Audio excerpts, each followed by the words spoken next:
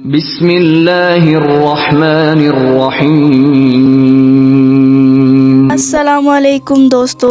اس شخص نے قرآن کو پھینکا اور پھر اس کے بعد کیا ہوا؟ یہ واقعہ ہے ایک گاؤں کا، جہاں پر فیض بخش نام کا ایک شخص رہتا تھا۔ اس آدمی کے نہ تو کوئی بہن بھائی تھے اور نہ ہی ماں باپ تھے۔ وہ بہت ہی نیک اور دیندار انسان تھا۔ اس کا اپنا گھرانہ نہ ہونے کی صورت میں وہ مسجد میں رہتا تھا اور صبح و شام مسجد کی حفاظت کرتا اور اس کی صفائی کرتا۔ وہ صبح سویرے مسجد کی صفائی کرتا تھا۔ محلے کا ہر شخص اس کی غریبی سے واقف تھا اور محلے کا ہر شخص اس کو جانتا تھا، اس کی مدد کرتا تھا اور اس کا خیال رکھتا، اسی لیے اس کو کھانا اپنے گھر سے بھیجتے تھے۔ ایک دن مسجد کے ایک مولوی صاحب نے اس سے کہا، کیوں نہ میں تمہاری شادی کر دوں؟ تو فیض بخش نے جواب میں کہا کہ مولوی صاحب، میں ایک غریب انسان ہوں، کون مجھ سے شادی کرے گا؟ تو مولوی صاحب نے کہا اس سے، تم ایک نیک انسان ہو اور اچھے اخلاق کے مالک ہو، تم بہت اچھے ہو، تمہاری شادی میں کرواؤں گا، تم فکر نہ کرو، میں تمہاری شادی کا سارا انتظام کر دوں گا، تم صبح نکاح کے لیے مسجد میں آ جانا۔ صبح ہوتے ہی مولوی نے اعلان کر دیا کہ مسجد کی خدمت کے لیے جو لوگ مدد کرنا چاہتے ہیں وہ کر دیں۔ اس مدد میں چاہے برتن ہو یا کپڑے یا پھر پیسے ہوں۔ جمعے کی نماز کے بعد مولوی نے فیض بخش کا نکاح ایک نیک لڑکی سے کر دیا اور ایک کرائے کے گھر میں ان دونوں کو بھیج دیا۔ فیض بخش کی بیوی بہت ہی نیک تھی اور خوبصورت تھی۔ فیض بخش مسجد کی صفائی کے لیے روزانہ جاتا اور ہر روز وہ اپنا کام بخوبی انجام دیتا، اور اس کے جانے کے بعد اس کی بیوی اس کے لیے دعا کرتی اور اس کے گھر کا خیال رکھتی اور اس کے لیے اپنے رب سے یہ کہتی کہ میرے خدا میرے شوہر کی حفاظت کرنا، اس کو ہر مشکل سے بچانا اور اس کے لیے روزی کے دروازے کھول دے، اس کو ایک اچھی نوکری دے دے، اور ہر وقت یہ دعا کرتی رہتی اور خدا کا شکر ادا کرتی رہتی کہ اللہ پاک تیرا شکر ہے کہ تو نے مجھے اس حال میں رکھا ہے اور اچھا اور ایک نیک شوہر عطا کیا ہے۔ فیض بخش کی بیوی بہت ہی نیک تھی اور پرہیزگار تھی۔ اس کے ہاں 1 سال کے بعد ایک چاند سی بیٹی پیدا ہوئی۔ فیض بخش اور اس کی بیوی بہت خوش تھے، اس بیٹی کا بہت خیال رکھتے تھے اور اس کو اچھا کھلاتے پلاتے، اس کی حفاظت کرتے، اس کے ساتھ کھیلتے اور اس کو بہت خوش رکھتے۔ ایک دن فیض بخش اپنے کام کی وجہ سے بہت پریشان تھا۔ ایک دن میں کام کی تلاش میں ایک اللہ والے کے پاس گیا اور اللہ پاک اس اللہ والے کی دعا کو قبول کرتے تھے، اور سب سے بڑی بات یہ کہ وہاں پر عمدہ کھانے بنتے تھے، جس کی وجہ سے فیض بخش کو وہاں نوکری مل گئی جو کہ غریبوں میں کھانا تقسیم کرنے کی تھی، اور فیض بخش خود اپنے ہاتھوں سے غریبوں کو کھانا تقسیم کرتے اور اللہ والے اس کو پیسے دیتے۔ جو کھانا بچ جاتا وہ اس کو اپنے گھر لے جاتا اور اپنی بیوی کو دیتا اور اللہ کا شکر ادا کرتا، اور آہستہ آہستہ اس کے گھر کے حالات بدلنے لگے۔ پھر اللہ پاک نے اس کو دوسری بیٹی عطا فرما دی۔ اس نے اللہ تعالیٰ کا شکر ادا کیا، لیکن اس کی بیوی نے کہا کہ کاش بیٹا ہو جاتا تو ایک بھائی اور ایک بہن ہو جاتی، لیکن اس کے شوہر نے کہا کہ تم ایک نیک عورت ہو اور پرہیزگار ہو، تم اللہ کا شکر ادا کرو کہ اللہ نے تمہیں اپنے گھر رحمت بنا کر کسی کو بھیجا ہے۔ بیٹیاں تو اللہ کی رحمت ہوتی ہیں، تم خدا کا شکر ادا کرو اور میرے لیے دعا کرنا کہ میری روزی میں اللہ برکت عطا فرمائے۔ اس کی بیوی نے کہا جی ٹھیک ہے، میں خوش ہوں۔ اسی طرح کئی دن گزر گئے اور اس کے ہاں کچھ عرصے کے بعد تیسری بیٹی بھی پیدا ہوئی۔ پھر اس کی بیوی نے کہا کہ تم اپنے اس اللہ والے سے دعا کرواؤ کہ ہمارے ہاں اللہ ایک چاند سا بیٹا عطا فرمائے، لیکن اس کے شوہر نے کہا کہ مجھے اللہ والے کے لیے، لیکن اس کے شوہر نے کہا کہ نہیں، اللہ تعالیٰ کا شکر ہے کہ اللہ تعالیٰ نے ہمیں بیٹیاں عطا فرمائی ہیں، تم اس کا شکر ادا کیوں نہیں کرتی؟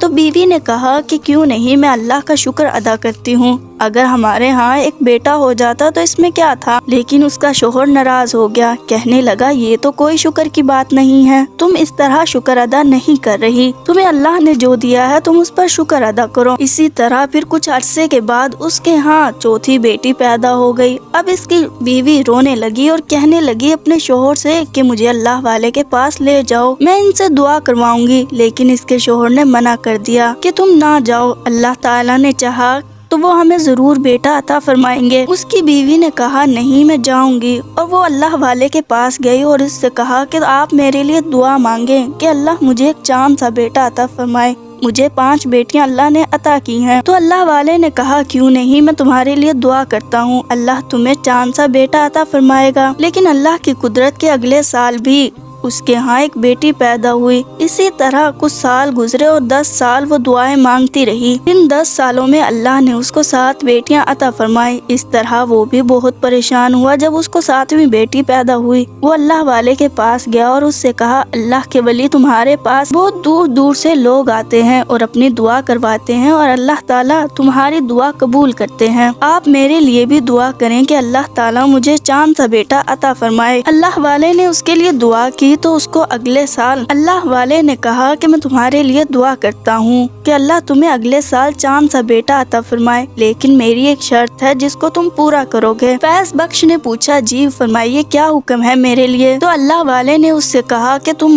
گاؤں کے ہر گھر میں جاؤ اور ان سے کہو کہ جو قرآن پاک شہید ہیں یا پرانے ہو چکے ہیں وہ مجھے دے دو، اور دور کہیں جا کر ایک بہت بڑا گڈھا کھودو اور اس میں ان سب کو دفنا دو۔ تو اللہ والے نے کہا، تم یہ میری شرط پوری کر دو، میں دعا کرتا ہوں کہ اللہ تعالیٰ تمہیں چاند سا بیٹا عطا فرمائے گا۔ فیض بخش بہت خوش ہوا کہ یہ کام تو بہت اچھا ہے۔ طرح فیض بخش گاؤں کے ہر گھر میں گیا اور جا کر کہا کہ جو قرآن پاک شہید ہو چکے ہیں یا پرانے ہو چکے ہیں وہ مجھے دے دیجئے۔ گاؤں کے لوگ بہت خوش ہوئے کہ یہ ایک نیک کام کر رہا ہے۔ جس کے پاس تھے ان سب نے اس کو دے دیے اور اس نے جا کر ایک گڈھے میں دبا دیے سب کو۔ تو اللہ تعالیٰ نے اس کو اگلے سال 2 جڑواں بیٹے عطا فرمائے۔ وہ بہت خوش ہوا۔ اس نے اپنی بیوی سے کہا کہ اب تم خوش ہو؟ بیوی نے کہا، اللہ تعالیٰ کا شکر ہے کہ میرے پاس 7 بیٹیاں اور 2 بیٹے ہیں، اب مجھے کسی چیز کی ضرورت نہیں ہے، اللہ کا دیا ہوا ہمارے پاس اب سب کچھ ہے۔ اسی طرح کئی سال گزر گئے۔ فیض بخش نے اپنی 7 بیٹیوں کی اچھی تربیت کی اور اچھی جگہ ان کی شادی کر دی اور اپنے دونوں بیٹوں کو حافظ قرآن بنایا۔ جیسے ہی وہ بڑے ہوئے تو بڑے بیٹے نے کہا کہ ابو جان، میں تو باہرلے ملک جانا چاہتا ہوں، آپ مجھے اجازت دیجیے اور میں وہاں جا کر اپنے گھر کے لیے کچھ کرنا چاہتا ہوں۔ فیض بخش پہلے تو بڑا پریشان ہوا اور پھر کہنے لگا کہ بیٹا ٹھیک ہے تم چلے جاؤ، لیکن فیض بخش کی بیوی نہیں مان رہی تھی کہ قاسم نہیں جائے گا، لیکن قاسم نے اپنی ماں کو بھی منا لیا۔ اسی طرح جب قاسم ایئرپورٹ پر جانے لگا تو اس کی بیوی نے کہا کہ بیٹا رکو، میری ایک بات سنتے جاؤ۔ قاسم نے کہا، جی اماں فرمائیے، کیا کہنا ہے آپ نے؟ قاسم کی ماں نے کہا کہ بیٹا یہ قرآن پاک لے جاؤ، جب بھی تمہیں کوئی مصیبت پیش آئے تو تم اس کو پڑھ لینا اور اس سے اپنے سے دور کبھی مت کرنا۔ تو قاسم نے کہا، اماں میں ایک حافظ قرآن ہوں، قرآن تو میرے دل میں بستا ہے، آپ کا شکریہ، میں اس کو لے جاتا ہوں۔ قاسم ایئرپورٹ سے نکلا اور باہرلے ملک پہنچ گیا۔ وہاں پر اس کو جلد ہی کوئی کام مل گیا اور وہ وہاں پر رہنے لگ گیا۔ وہ صبح و شام قرآن پاک کی تلاوت کرتا، نماز پڑھتا اور اپنے کام پر چلا جاتا۔ اس کا جو مالک تھا وہ ایک غیر مسلم شخص تھا۔ وہ دیکھتا کہ قاسم تو لیٹ آتا ہے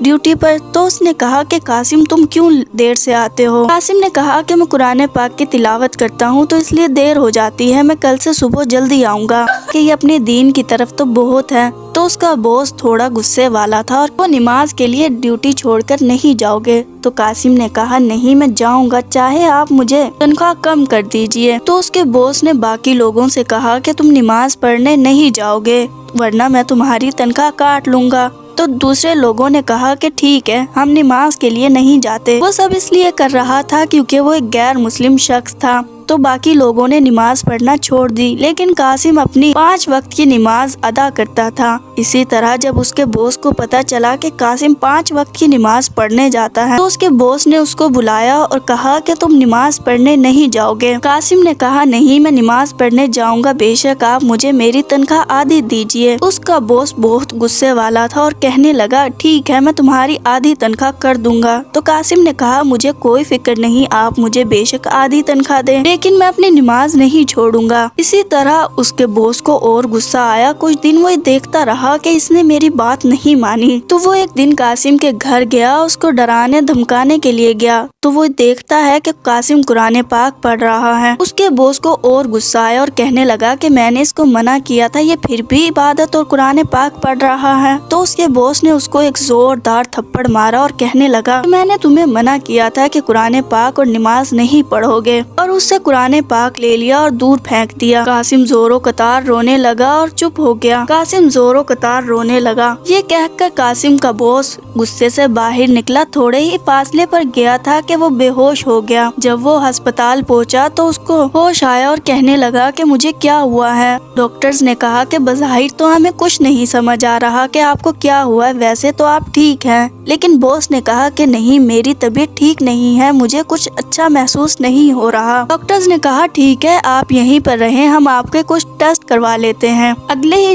دن جب دیکھا کہ ٹیسٹ میں کچھ نہیں آیا اور اس کا جسم آہستہ آہستہ پھٹنے لگا ہے اور گندا مواد نکلنے لگا ہے تو ڈاکٹرز بھی بڑے پریشان ہوئے اور کہنے لگے کہ یہ کیا ہو رہا ہے، ہمیں کچھ سمجھ نہیں آ رہی کہ تمہارے ساتھ کیا ہو رہا ہے۔ تمہاری رپورٹس تو بالکل ٹھیک ہیں، لیکن آہستہ آہستہ اس کے جسم کے بال بڑے ہوتے گئے اور اس کے جسم سے گندا مواد نکلنے لگا۔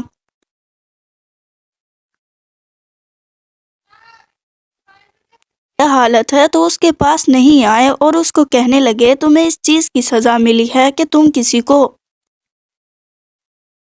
اس کے دین سے ہٹا رہے ہو۔ تو اس کے باس کی حالت اتنی خراب تھی کہ وہ ڈاکٹر سے خود کہہ رہا تھا کہ مجھے زہر کا ایک ٹیکا لگا دیں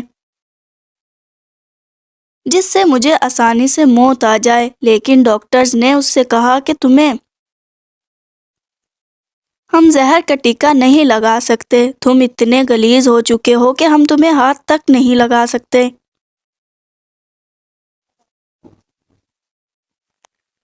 تو ڈاکٹرز نے اس کو ایک کمرے میں بند کر دیا اور وہ وہیں پر گل سڑ کر مر گیا۔